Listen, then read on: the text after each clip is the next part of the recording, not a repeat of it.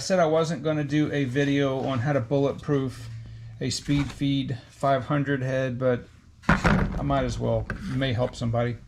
I've got videos on how to do the 450 head and the 400. They're exactly the same, but I'm going to make this even easier. Go to Home Depot, get you a 3/8 inch bolt that's 1 inch long. Get you a 3/8 inch fender washer.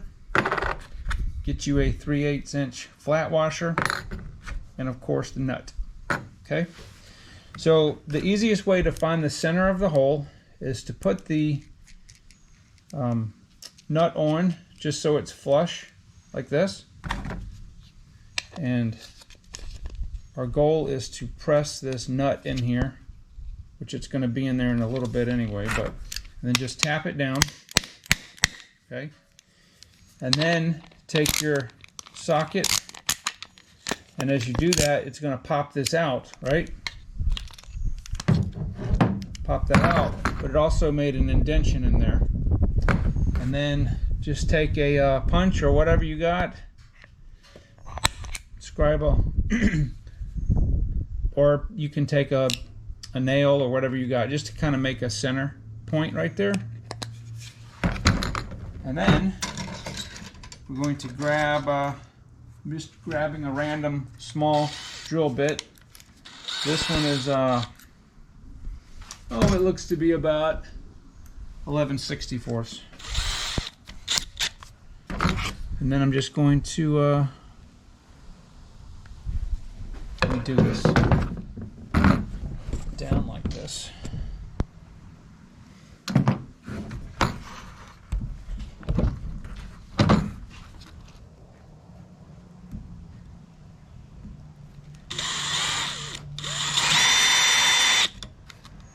Alright, so I'm going to drill a hole.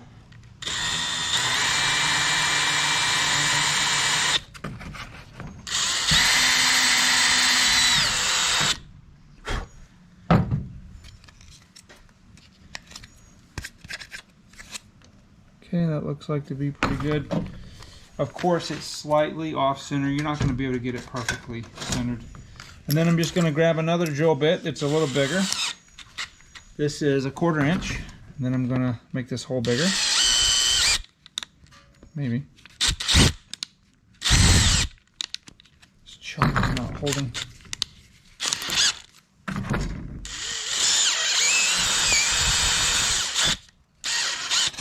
Okay. And I'm going to grab another drill bit.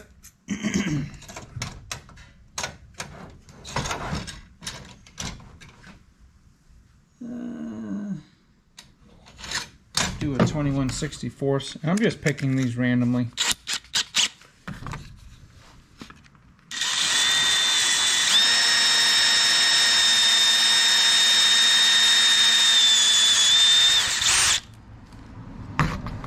So the idea is just to make it larger and larger.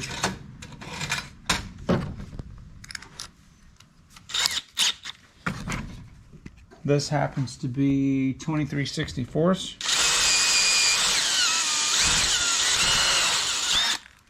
Alright, now what I don't want to do is I don't want to make this exactly the same size. I want to, I'm going to make this just a little bigger, but I want it to be super tight fit so that actually it will create some grooves and threads in there. It'll just hold this in better. And I'm running out of drill bit options. Let me see something here. Okay, this, I can probably screw this in. Alright, so what you want to do is, I like to put the nut in there first.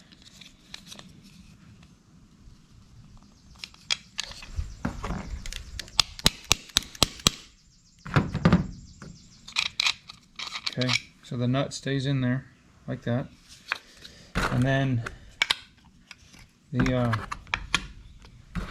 2 washers go on. Don't forget the 2 washers. You only want to have to put this in there once. And then I'm going to kind of get this started. See, the nut just fell out. If it falls out, that's all right. As you do this, it will start to cut grooves into the plastic.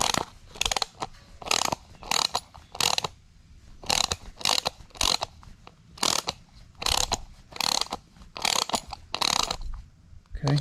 I'm going to take this nut. I'm just going to kind of hold my finger on it. And what I want to do is I want this to thread into the nut right here. And it will start to draw it down into the groove right there.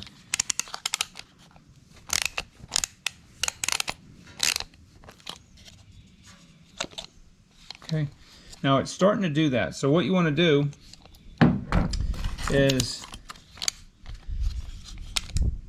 I'm trying to see if it will draw this in without me having to get a screwdriver. Yeah, it's starting to pull the nut down.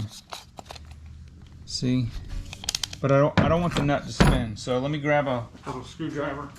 So I just got a flat bladed screwdriver and I'm just gonna wedge it in there like this.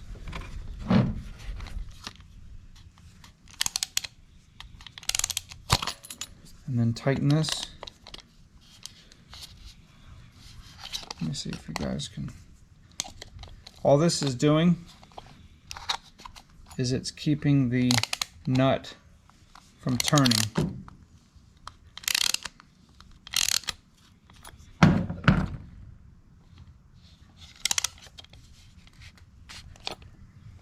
So let me finish tightening this up. We got a ways to go because it's hard to do this with the camera in the way, and then I'll show you what it looks like.